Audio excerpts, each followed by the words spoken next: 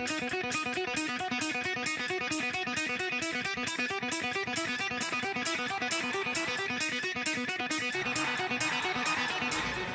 sound level meter consisted of microphone and amplifier. In the calibrate volume control was functioning is the respond in the same way as the human ear.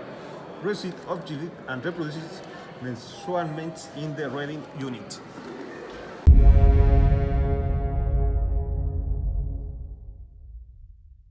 The most frequent application of a sound level meter is to determine, in an objective way, the sound pressure level that the human behind support.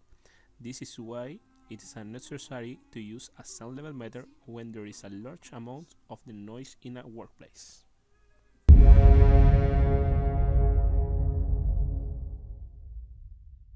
The sonometers can use in any workplace that meet and during weather and environmental conditions.